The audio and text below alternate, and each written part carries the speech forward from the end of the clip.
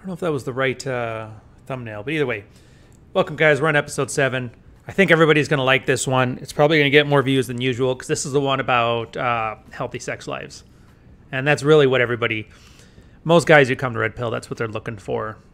They want to get laid. They want to get wet. So here we are. So I'll preface this first that Glover doesn't do game per se. If we all know, there's the cardinal rule of relationships. That's to be attractive and not to be unattractive. So this falls squarely in the don't be unattractive camp. And I don't know how better to word this, but most of the problems that guys have in their love lives, in their relationships, it's all self-inflicted prisons.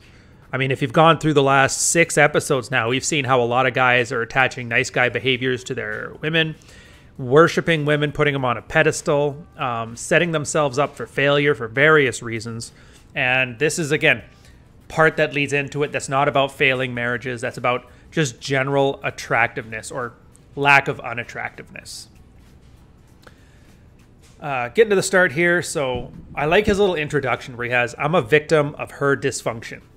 Carl, a successful businessman in his mid-30s, began his first counseling session with the preceding analysis of a relationship with his wife, Danita.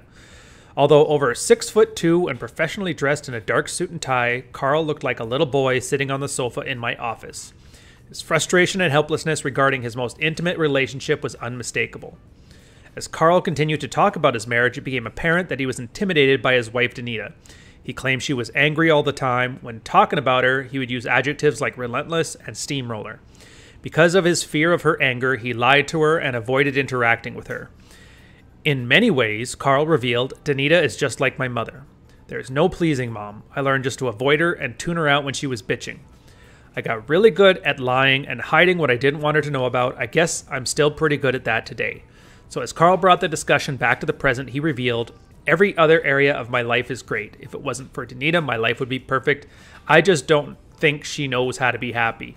There is so much to unpack from this. That's just, once you start going through your journey, you're going to start seeing this stuff pop up, not just in yourself, but in other guys who are sharing their field reports.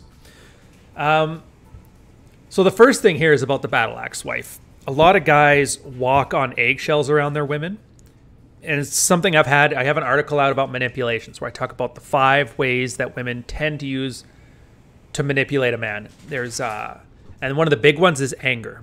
They know because, again, from all the problems we've talked about the last 6 episodes, a guy does not know how to respond to female anger. I think Jordan Peterson quoted it. Like, if a guy gets angry at another guy, it's easy. You know what you have to do. There's always that underlying threat that he's going to punch you in the face. And so it kind of keeps everything civil. And if it escalates, you know that then there's like a give and take involved with that. But as you know, it's socially unpalatable to hit women, which, I mean, I'm willing to say it's not good to hit anybody.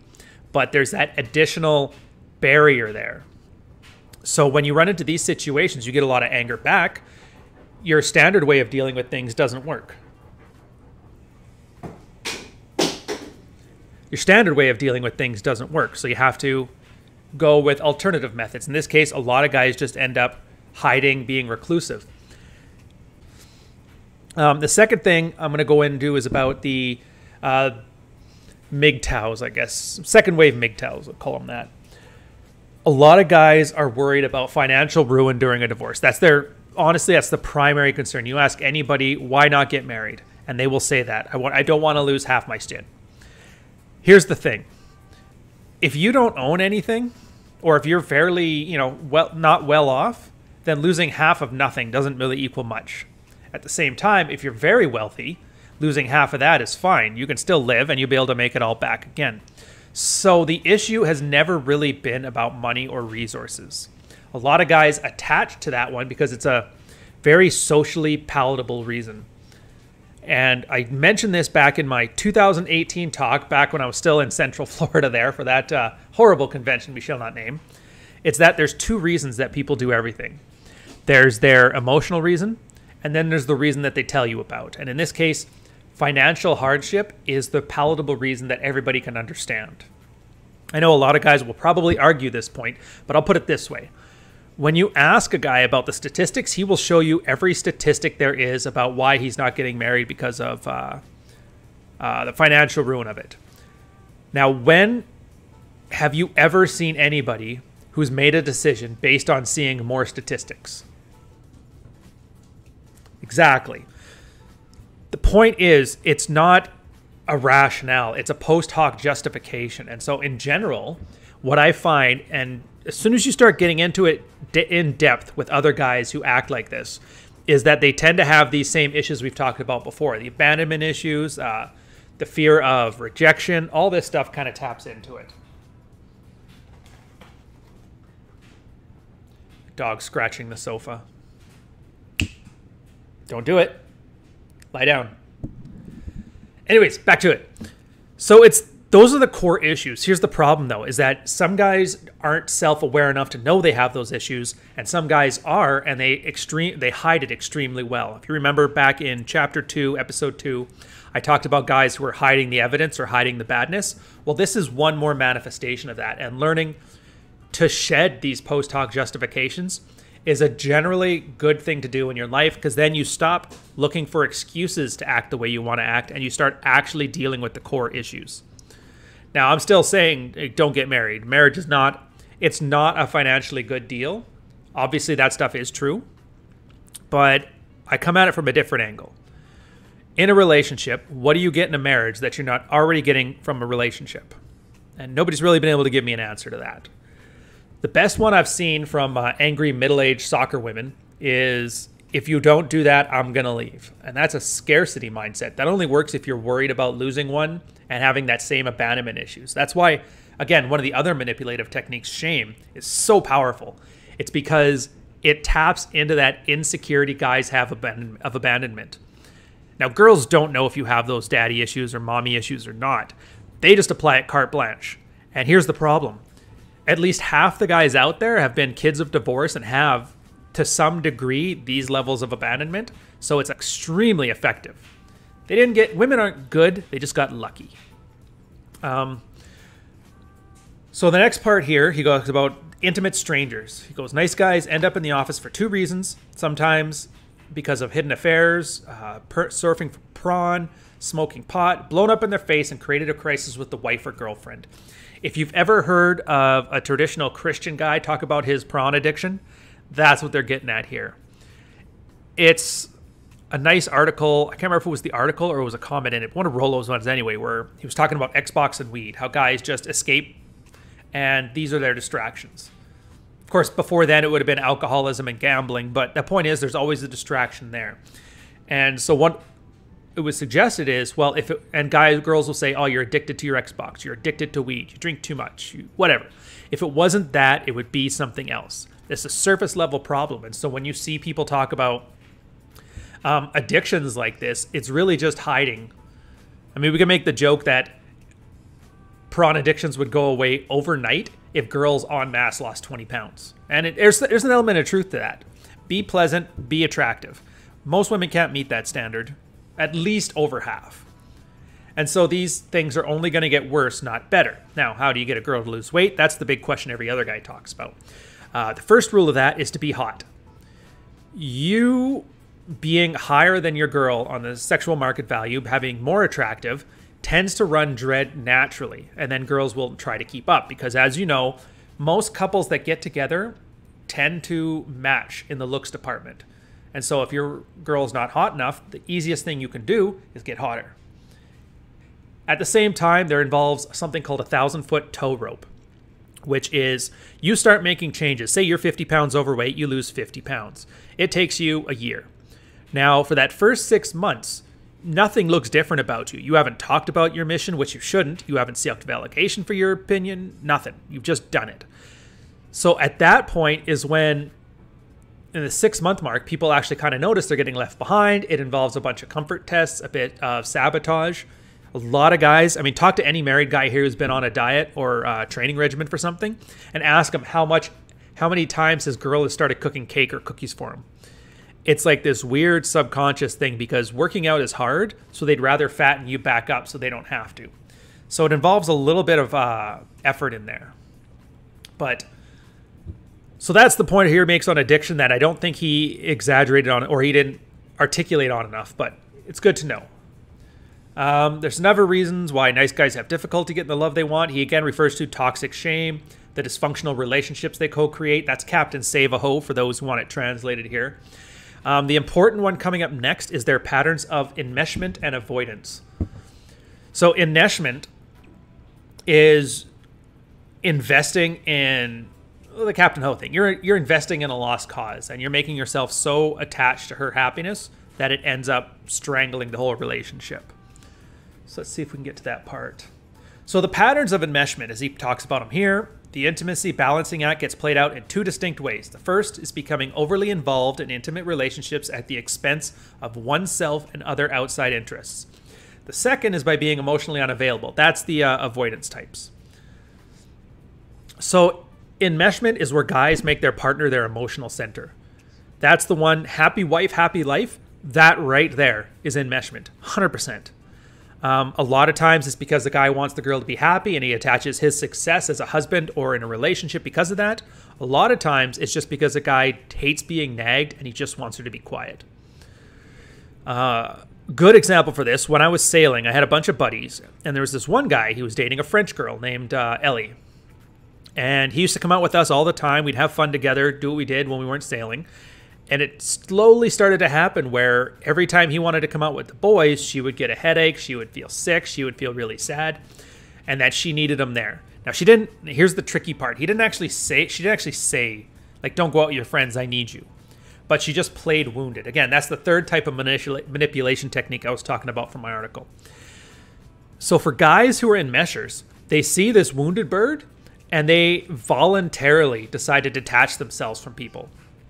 Of course, there's also the Machiavellian type chicks that are perfectly willing to manipulate their guy into sticking around with them by playing wounded. So I don't know which is worse, the kind that do it on purpose or the kind that just do it based on their emotion. I would say the emotion ones, because at least somebody who's evil, you can at least appeal to their self-interests. But somebody who's oblivious, there's no appealing to it. It's almost random. It's just instinct. You can't outdo instinct.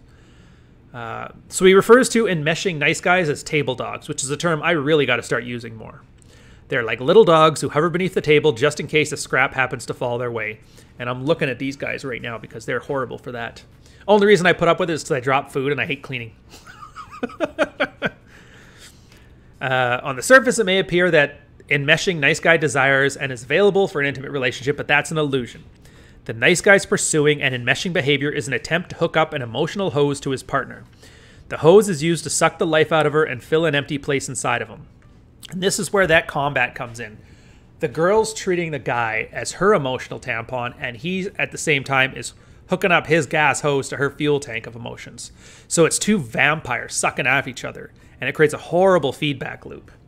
And these are how a lot of dysfunctional relationships are going. If you want to go back to the Jack Ten of Hearts articles I was talking about before, the 3 dysfunctional captains of the married red pill, this would be definitely a type 3 relationship. And if you don't know what those are, that's where the girl never really wanted a strong man to lead. She wanted a codependent. She wanted a pushover. She wanted somebody that she could bully around. Those kind of relationships. So the avoider can be a little tougher to get a handle on, and this is going to blow your mind when I go through this here. The avoiding nice guy seems to put his job, hobby, parents, and everything else before his primary relationship. I love this section because if you go into Practical Female Psychology for the Practical Man, another sidebar book that I strongly recommend you guys get into, you're going to notice there's certain female archetypes. There's the adventurous, the materialista. There's one called the good girl. Now, a good girl isn't good as in like the way we would think of good. She's a good girl in the sense that nice guys are nice. What they mean by a good girl is they treat the relationship as the prize, not the man. And these are the ones that, you know, talk of the town. She works for the church. She does all these favors for everybody. But then when she gets home, she's an utter bitch to her husband and treats everybody like trash. Because it's not actually about the people in her life. It's about the appearance of the people in her life. And this here, when they talk about avoidance type nice guys, it's amazingly similar to that. So it leads me to believe that this men raised as broken women attitude is manifesting here in nice guy behaviors, which it makes sense since most nice guy behaviors to some extent seem to be female behaviors adopted to male sensibilities, which really doesn't work. Of course, then the question you got to ask yourself is dread is essentially that. Dread is taking the idea of a woman's branch swinging or setting herself up for success, finding another relationship before she kills the earlier one. So what's the difference? The difference, I would argue, is just self-interest. But then again, guys who have codependent needs have their emotional self-interest and fear of abandonment going. This is where you get kind of interesting on this stuff. So they're both fundamentally identical, but one of them is seen as beneficial and one of them is not. They're both filling needs. They're both female behaviors, for the most part, adapted to male sensibilities. So what's the difference? And this is something I would kill for. I've always asked for girls or guys who have a problem with the red pill to like make an argument. It'll make things stronger. And this is one of those ones that I really wish people would talk about, but they're too busy calling Rollo a fraud to even think about reading the books. But the best answer we've been able to come up for this is, I mean, A, it's not being delusional, but B, it's ignoring your feelings. That's the key part. Like, your feelings are bad and you should feel bad for having them. If you're following your emotional end state, then you're just going to go from one crisis to the next. The difference between dread and nice guy behaviors here is that emotional thing. Now, by doing dread, you're following an objective, tangible roadmap, your best interests. You can articulate what your best interests are. That's sexual frequency. That's a pleasant person in your life. That's people that are in your life adding value to it as opposed to taking it away. That's you having your act together. That's you being aesthetic. That's you being physically fit. All these things are objective measures you can use. So arguably, the thing that a guy needs to do, it's not so much the individual tactics, but it's self-interest matched with a certain level of detachment or being aloof. So people talk a lot about aloof being a very attractive quality, and in this case, I would make the argument that it's not only an attractive quality, it's making sure you're not unattractive as well. The next section here, recreating familiar childhood relationship patterns prevent nice guys from getting the love they want. Again, this is the same thing. Think of the female equivalent here. This is a girl that is abused by her parents or whatever. She grows up, goth hair, sexually promiscuous in a way to gain back her power or independence. You guys know the stereotype of that. And what generally happens, and this is why you're told never get into a relationship with a damaged woman, because here's what happens. And if you want to see more on this, I would strongly suggest you go check out David Buss and Cindy Minson's Why Women Have Sex. It's a great illustrative guide to these things. And there's a one section in there, I wish, it's like 800 pages, so I couldn't tell you exactly where, but where girls talk about their cycle of sex and abuse. In this case, it's a girl considers herself damaged because, you know, she's had horrible upbringing or a horrible series of events with boyfriends and husbands, whatever. She gets into a relationship with a guy who's the opposite of that stuff. And I don't mean, in this case, like a nice guy. I mean like a guy who's actually kind and giving. He probably has nice guy behaviors, and I would argue that that slight manipulation is what sets off her little instinct. But a girl has created her own self-worth based on the relationships she's had. In this case, this one's had damaged ones. And what happens is she starts looking at this guy. Well, why is he treating me so much different than everybody else? Something must be wrong with him. Again, everything stems from her ego. She likes consistency. She likes consistency, and it's not her fault that you're acting differently. It's got to be because you don't know her, and that's your fault. And this is why guys who take a girl who's ridden the carousel for, you know, at the tail end of I wasted my 20s talking about I've tried all the fun guys and now I want to settle down with a good man. They're like, yeah, I'm a good man. I can fix her. I'll show her what it's like to have a real relationship. Here's what happens. In a year or two, she starts getting the itch. She goes out and has some fun on her own. And that's the problem with nice. Even if, and we know it's not, even if the nice guy stuff was completely altruistic and it was definitely noble, there was no psychological hangups, it was an attractive behavior, even then, if you apply it to somebody who's not expecting it, they're going to treat it as disingenuous and screw you over for it. And it's not because they don't like you, it's just they don't trust you. If you go through your whole life expecting one thing and then something different happens, you're either going to think you're not deserving or the other person's manipulating you. And in this case, it's not too far from the truth. So while I suggest it for you guys, because you're switched on enough to know that and not get into these same patterns and mental models, it's good to know it because you're going to see it in other people. Anyways, going back from that. So he's talking a lot of stuff, and we've kind of already treaded over this ground.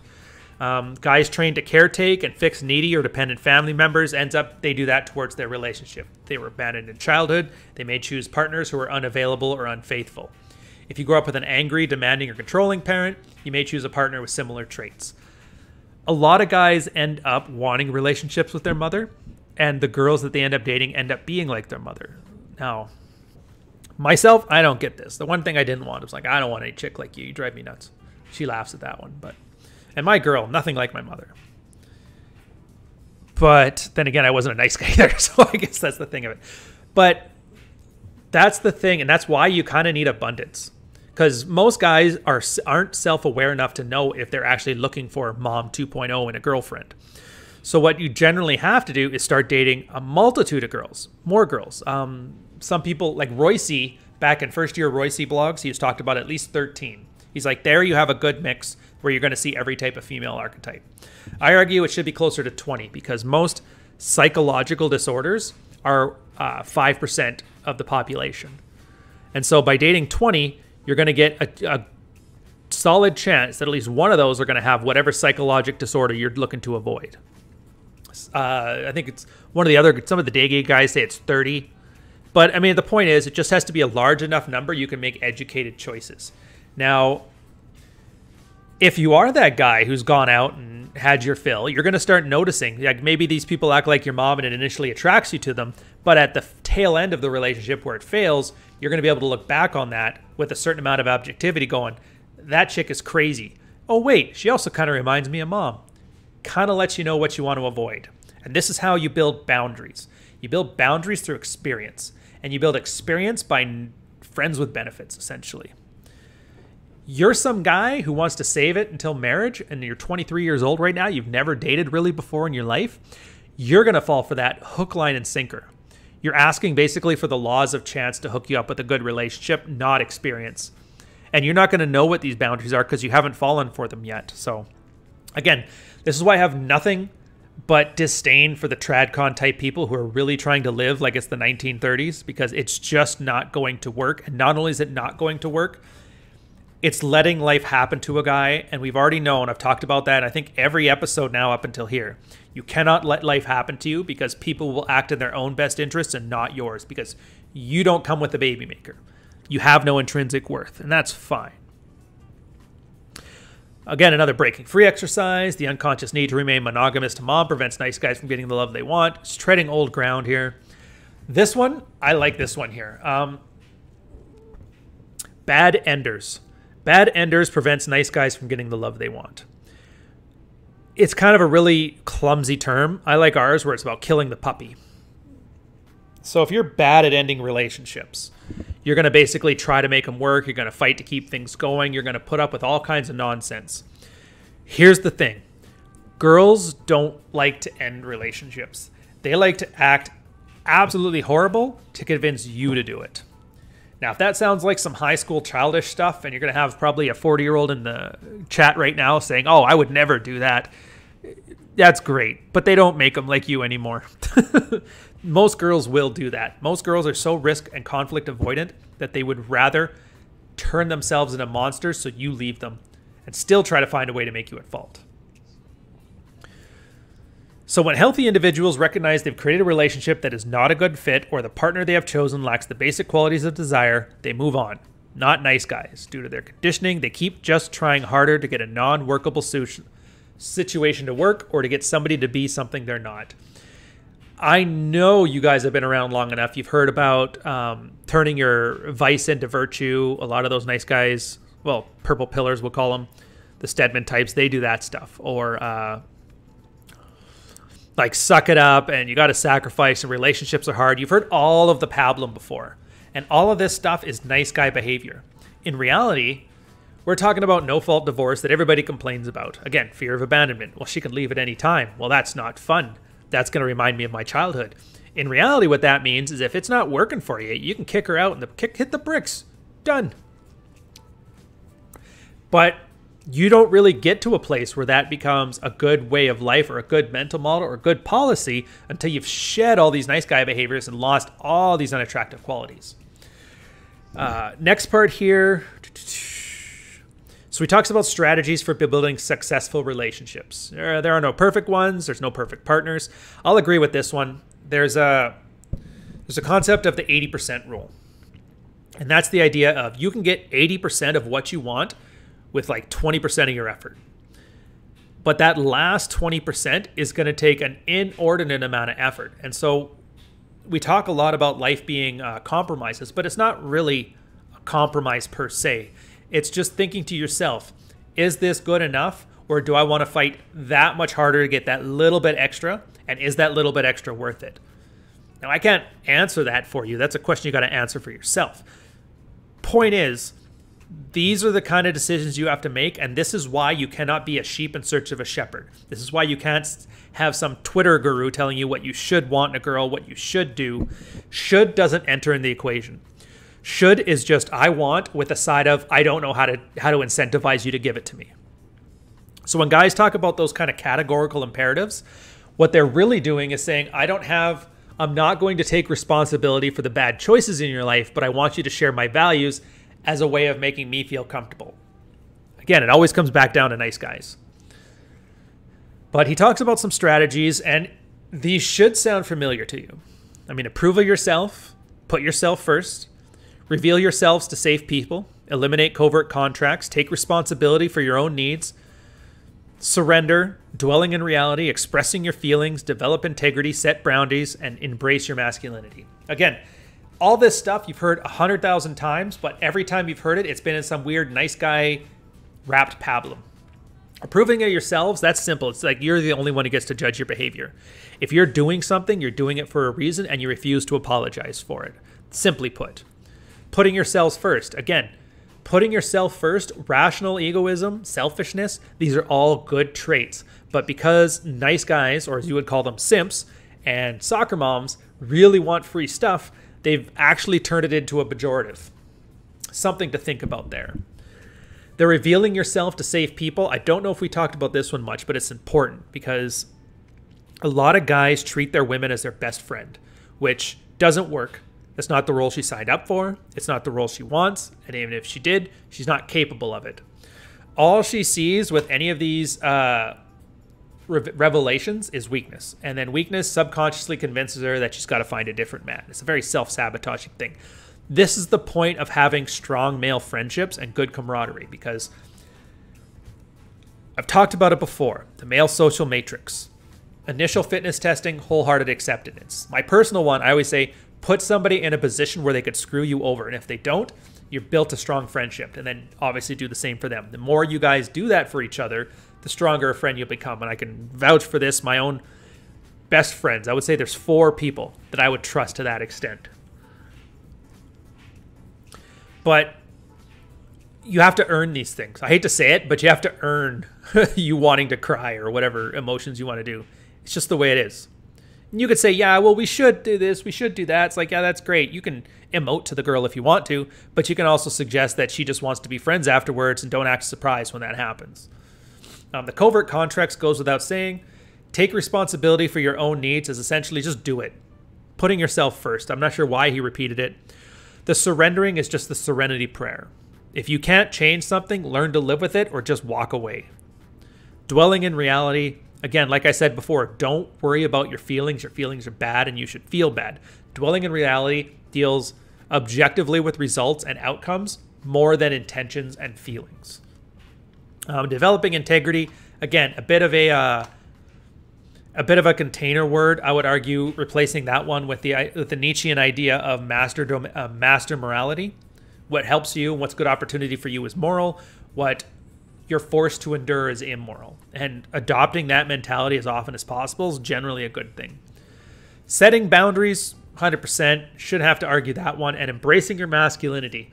So like I said before, from my article on my blog about sex and violence, if you want to embrace your masculinity, it doesn't come with trinkets. Truck nuts and a Miller Lite's not going to make you masculine. Neither is a beard or an axe or a Spartan helmet. The only thing that works is plopping yourself down in a space that you consider yours, that's for your best interest, and daring somebody to move you. Now, that can still be the same thing. Maybe you want to go live out in the woods and chop wood all day. In that case, that's the place you've plopped yourself down. Maybe you want to be a professional e-gamer and you want to be good at it. That's fine. You can have nerdy hobbies and nerdy qualities while still being masculine. I mean, it just goes without saying. It doesn't have to be a drinker. You don't have to not be a drinker. The only thing I would argue is veganism. I don't think you could be masculine and vegan because it's too hard to maintain a healthy protein balance. And every vegan, with the exception of like the 2 bodybuilders who are going to be hyped on this in the chat, always look emaciated. So I just can't see that one. But whatever. What do I know? I'm just some douche on the internet. What do I know? He talks about previous chapters, learning to approve of yourself, and he just kind of expands on this stuff. Setting the boundaries, additional strategies. So additional strategies for happy, healthy relationships. He adds some additional ones here, focusing on the relationship, not the partner, not reinforcing undesirable behaviors, doing something different. So his focusing on the relationship, not their partner, it's about wounded people attracting wounded people. When nice guys enter a relationship, they frequently choose partners who look more dysfunctional than they do. This creates a dangerous illusion that one is sicker than the other. This is a distortion because healthy people are not attracted to unhealthy people and vice versa. I frequently tell couples that if you have one obviously wounded person in the relationship, you always have 2, no exception. This attaches to what we'd have as a rule in the Married Red Pill about he statements versus she statements. When a guy writes a field report, you're going to see if he has frame based on who's the protagonist in whatever his story is. If it's always she statements, she does this, she does that. If you find out more about the soon-to-be ex-wife than the husband on a field report, you can already tell who has the frame. And like you said, it's not just, she's not a piece of crap. There's 2 people in that one that are a piece of crap. And I guarantee you, you're projecting your insecurities and your failures onto the girl, which she may have the same ones and she may be arguably worse. But the point is you're doing it as an avoidance strategy or hiding the evidence of the standard nice guy, unattractive behaviors that a guy is doing. And addressing those will have one of 2 outcomes. 1, the girl gets her act together because no girl wants to lose their best option. Nothing scares a hypergamous girl more than losing that top 20% of men and having to settle for something else. And if that could be you. The other option is she's damaged to the point that she does not want to be fixed. And then as a healthy person, you learn to cut it out of your life. Either way, it works. So the next one here is not reinforcing undesirable behaviors to help nice guys get the love they want. He has a bunch of stories in here. I don't really worry about those. Here's the thing. We've said it 100 times till we're blue in the face. Reward good behavior, don't reward bad behavior. You would not believe how often that I've had to map this to somebody's situation who doesn't realize it's exactly what he's doing. A guy will sit there. He's like, yeah, I didn't reward good behavior. Well, what happened? Well, she just started yelling at me because I wasn't doing the dishes. So I stayed calm. I stayed stoic. I said politely, don't treat me like that. And then she stopped talking and then I did the dishes. I'm like, well, then you just encouraged it. Well, yeah, but what am I supposed to do? We needed it done. Yeah, well, right now, what's more important, getting the dishes done or establishing the fact that her yelling at you will get her what she wants? He goes, oh, fair enough. And I could give examples for this all day. I don't want this thing to go on too long. I'm trying to keep them under an hour. Here's the thing, though. Forget all the break and free exercises. Do this. Every time you react to your woman, think about what behavior you just encouraged. Now, if it's a fight, if she's starting a fight because she's sad or you turned her down last night or any other reasons that probably have nothing to do with you, or maybe they do, and you react to her emotions, did you encourage more of that behavior? Did she get what she was looking for? If it was emotional spikes, then that could be you fought back when she fought. If she was looking for you to do more chores, if she promised you with sex or said a really good man does this or manipulated into that, are you doing what she wanted to? Not saying this is necessarily bad, but you have to realize once you do something, you either encourage or discourage the reaction you got from somebody else that encouraged you to do them. So you need to look long and hard into the way the other person is treating you before you do actions. And a lot of this is just, if you get into a fight once a week and then the fight resolves nothing and you have some like decently good sex afterwards, well, that's great. All you've encouraged is that you guys have to fight before you get it. It's not a healthy way to do things. I actually have a strategy on this. I call it manufactured indignation, or manufactured outrage, sorry. Because girls have this need for emotions, strong emotions. Doesn't have to be good, doesn't have to be bad, just has to be strong. What I've suggested for a lot of guys who may not be the most adept at game is just occasionally start a fight over nothing. Nothing. It has to be nothing, because it has to be something you're not only disconnected with, but it's also something that you can drop because you don't really care. And the idea with this is, if once a week, once every 2 weeks, once a month, I don't know what every girl's schedule is, but girls at some point need emotional highs. And a really great way of doing this, you can buy her flowers every week, but the problem is the flowers turn into a ring, turn into a car, turn into a house, turn into a pool boy. You don't want to go that route. Nice, happy emotions are always too easy to require escalation to keep that same high going. And so you got to pepper them in with a bunch of negative emotions. So you start a fight and then you drop the fight. Doesn't matter. Leave her wanting more. She'll get mad. Well, we're having a fight. It's like, nah, I don't really care anymore. Yeah, you're right. You win. Well, I didn't want to win. Yeah. But you're actually training yourself to learn how to reward good behavior and reward bad behavior, while at the same time being able to proactively take a leadership role in female emotions, which is, everybody talks about being the leader in a relationship, being the dominant one, and that's true. But too many guys assume that means, well, that means I earn money. She doesn't get to drive anywhere. I'll cook all the meals. I'll clean the house. I'll take care of the kids. Basically like a soft Shiara law. But you want the girl to opt into being a slave in the house that has nothing but a golden cage. It's like, no, that doesn't work that way. Sometimes leadership means, all right, if you're going to emote anyway, I'm going to give you something to cry about. You know what I mean? Next, and the last part here is about doing something different when beginning a new relationship. So for nice guys who see a relationship come to an end, I encourage them to take a different approach when beginning new ones. They're messy, do something different. Enter relationships with a healthy agenda rather than an unconscious dysfunctional one. Now, I don't preface this right now. I don't agree with this one. I see what he's trying to do, but on a tactical level, I don't find it to be too helpful. Doing something different means choosing a different kind of partner. A fixer-upper may be fun, but it's a terrible way to choose a partner. They have a tendency, due to their own insecurities, to pick partners who seem like they need a little polishing. Because they don't know what healthy and independent people would want, they settle for a diamond in the rough. And he talks in here about like pursuing a relationship without sex. And yeah, it's too old. And then nice guys have a strong tendency to try and do everything right. A better strategy for this, instead of doing things different, because for the most part, you're not going to be able to pick. Women pick. Guys strut. Guys peacock, girls decide. So since you can't pick different type of relationships because you're not the chooser in sexual relationships, I would argue then you have to make yourself a wider net. Be more attractive to as many people as possible.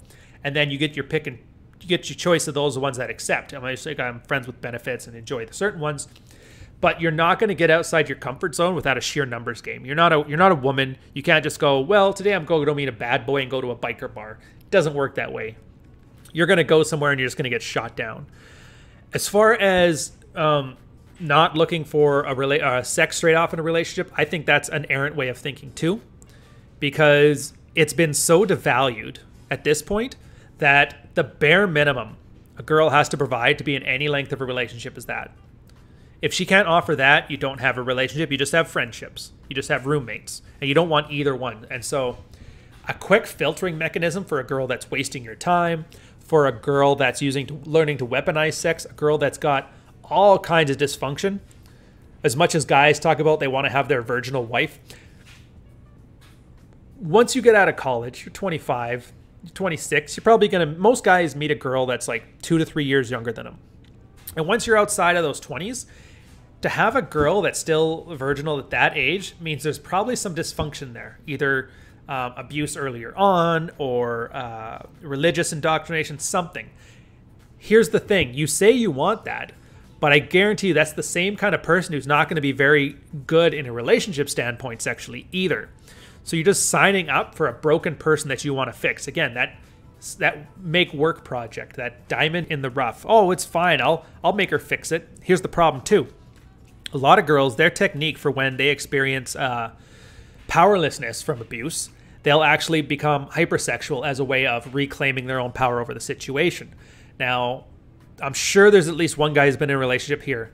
Once you've dated a girl that's decided she wanted to empower herself that way, stand aside because you're going to be sharing her with a lot of other dudes.